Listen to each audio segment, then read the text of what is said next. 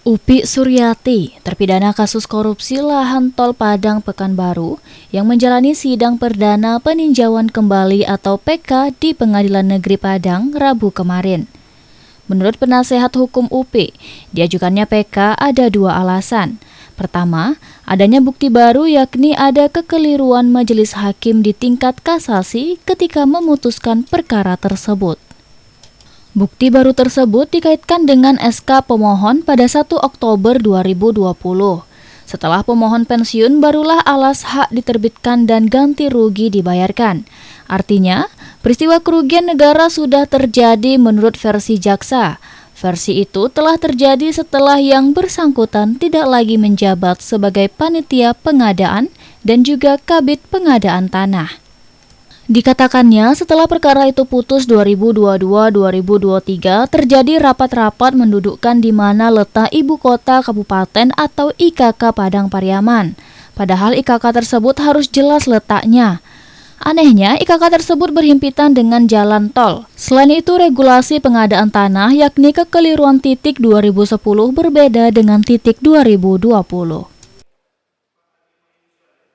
Jadi secara hukum kami menampilkan dua alasan. Yang satu ada bukti baru, yang kedua menurut kami ada kekeliruan hakim di tingkat kasasi ketika memutus perkara ini dulunya. Bukti baru kami itu adalah satu terkait dengan SK pensiun si pemohon. Jadi si pemohon ini sudah pensiun 1 Oktober 2020. Setelah yang bersangkutan pensiun, baru kemudian alas hak diterbitkan, penyerahan diterbitkan, ganti rugi dibayarkan. Nah, artinya adalah peristiwa-peristiwa itu adalah bukti kalau kemudian benar kerugian keuangan negara itu sudah terjadi versinya jaksa. Dan versinya jaksa itu terjadi setelah yang bersangkutan itu tidak lagi sebagai panitia pengadaan, tidak juga sebagai kabid pengadaan tanah di Kanwil BPN ATR.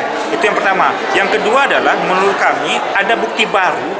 Jadi setelah peristiwa itu diputus oleh Mahkamah Agung 2022, 2023 terjadi rapat-rapat terkonfirmasi dengan surat, rapat-rapat di tingkat gubernur, rapat-rapat antara bupati dengan BPN Padang Pariaman. Rapat-rapat itu adalah dalam rangka mendudukkan di mana sebenarnya letak titik IKK itu, ibu kota Kabupaten Padang Pariaman itu. Nah, jadi dari surat-surat itu kami ingin mengatakan bahwa ini bukti baru bahwa sebenarnya ibu kota Kabupaten Padang Pariaman itu tidak jelas di mana letaknya.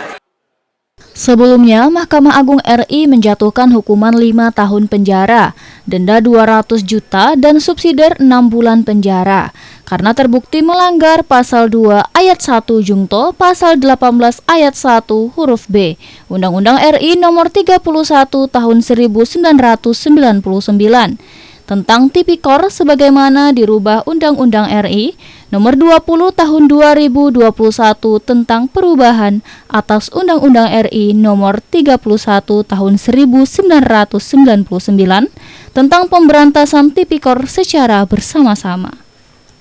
Syawaludin, Padang TV.